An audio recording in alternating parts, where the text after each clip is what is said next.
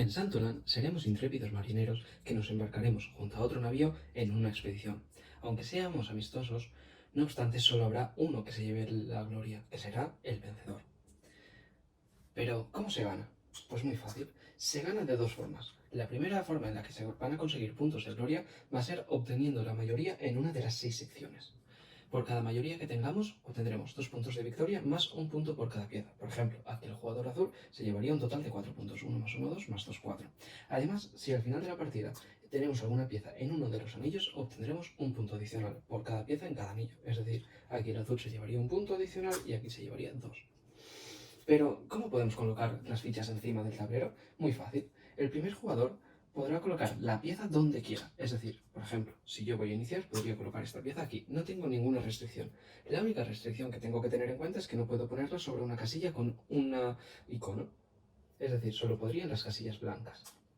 El siguiente jugador va a poder colocarse donde quiera en base a la pieza que yo he colocado. Hay 6 tipos distintos de piezas que se dividen en 3 grupos: ortogonales, diagonales y ambos movimientos. Y dentro de esos 3 grupos tendremos infinito o adyacente. Por ejemplo, si yo juego esta pieza es una pieza de ortogonal adyacente, por lo que el otro jugador solo podrá jugar una de sus piezas en ortogonal adyacente, es decir, en uno de estos 4 sitios.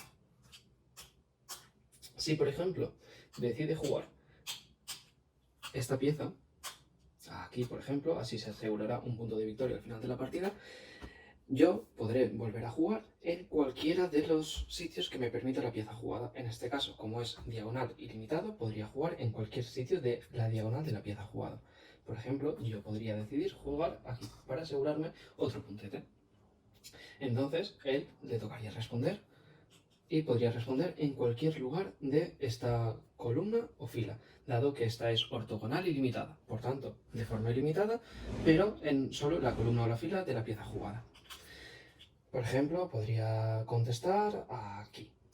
Vale, ya veremos qué hacen después las casillas estas especiales.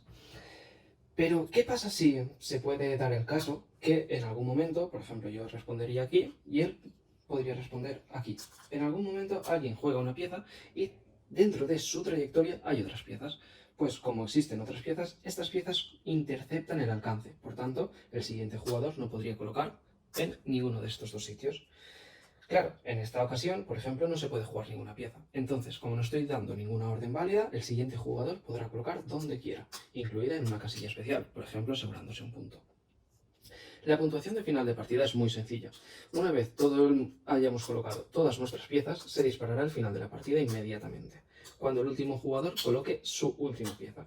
Si por alguna casualidad uno de los jugadores colocase su última pieza y al otro jugador le quedase más de una pieza por colocar, ese jugador se condicionaría a sí mismo. Es decir, al jugar él una pieza, después tendría que jugar su siguiente pieza condicionándose a sí mismo respecto a la que había jugado anteriormente. No obstante, esto es una cosa del modo avanzado y que por ahora no debería preocuparnos. Una vez tengamos todas las piezas encima de la mesa, ya podremos empezar a calcular quién ha vencido. Primero lo que veremos es por un color y después el otro. Por ejemplo, vamos a empezar por el azul y vamos a calcular primeramente las mayorías.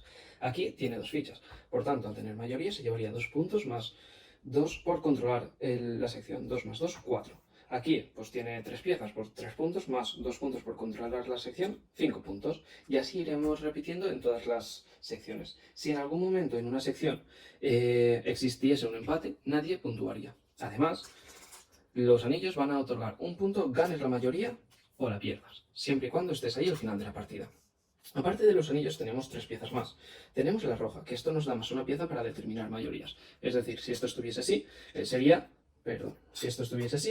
un empate, dado que esta contaría como 2 y 2 entre 2, empate. Así ganaría el rojo porque tendría 2 y este solo tendría 1. Por tanto ganaría, pero solo se llevaría un punto por ficha porque solo tiene un punto más 2 de la sección.